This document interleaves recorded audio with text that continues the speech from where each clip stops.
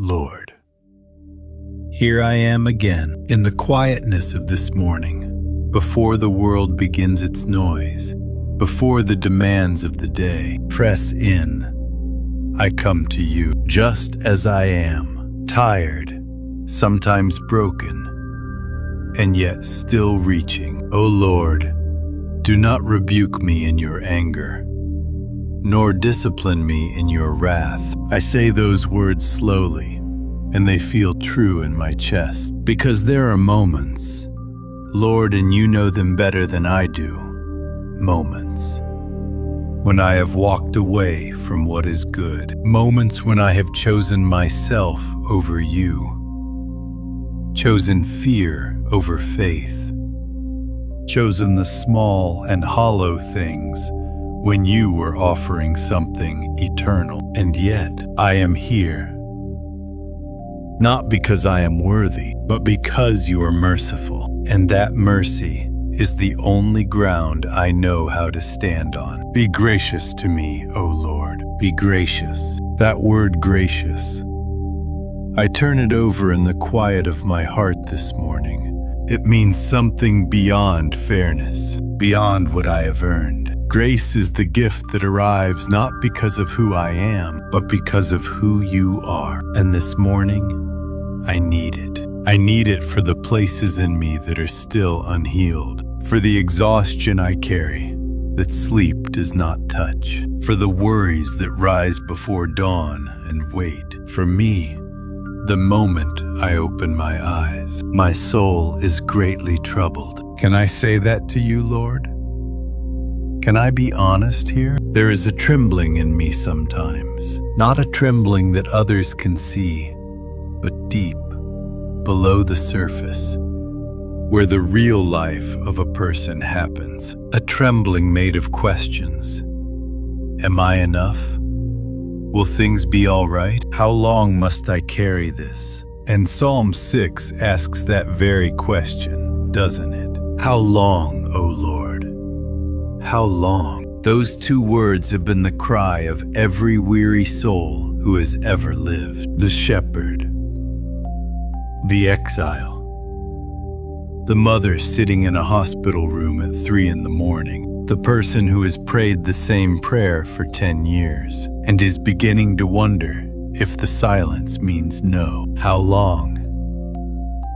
I do not always know what to do with that question, but I know that I can bring it to you, and that somewhere in the mystery of your ways, the question itself is heard. Lord, I am tired this morning. Not always, but today, yes. And you do not ask me to pretend otherwise. The Psalms never pretend. They weep openly.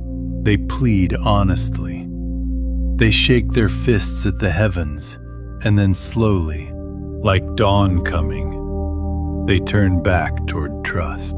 I want to turn back toward trust. My eye wastes away because of grief. It grows weak because of all my foes. The psalmist speaks of foes, and I know mine perhaps not enemies wearing faces, but the quiet enemies within and without. Doubt, shame, anxiety, loneliness, the voice that whispers, I am not loved. The feeling that the distance between where I am and where I want to be is simply too far. Those are real. I will not pretend they are not. But this is also real. You hear, the Lord has heard the sound of my weeping. You hear the sound of my weeping, even the silent weeping, the kind that happens in the chest, not the eyes, the kind that has no words. You hear that. You are acquainted with grief. You are not distant from it.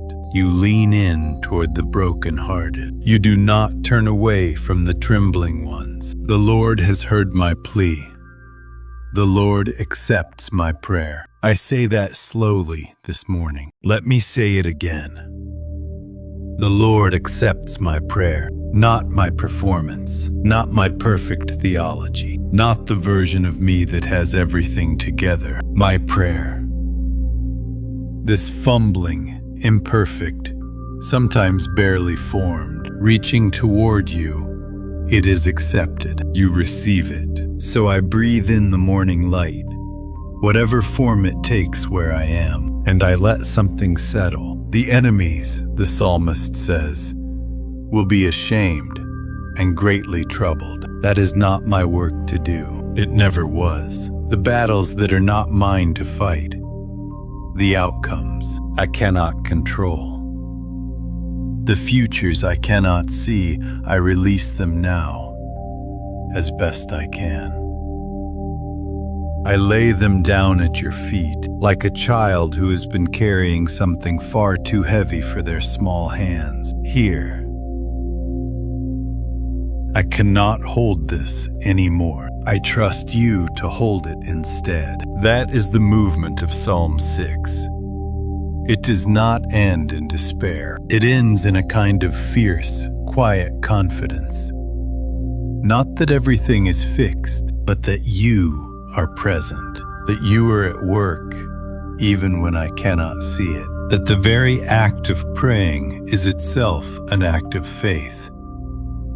And faith, even the size of a mustard seed, is enough. Lord, as this morning opens before me, meet me in the ordinary, in the first cup of something warm, in the commute, in the meeting, in the conversation I am dreading, in the moment when I am tempted to close up and protect myself. Instead, open me a little. Keep me soft enough to love and steady enough to stand. Where I am broken, you know those places by name. Be gentle. Bring healing in the way only you can bring it. Not always sudden, not always dramatic, but deep, lasting, real. And where I am afraid, gently remind me. You have heard my weeping. You accept my prayer, and that is enough to walk into this day. Amen.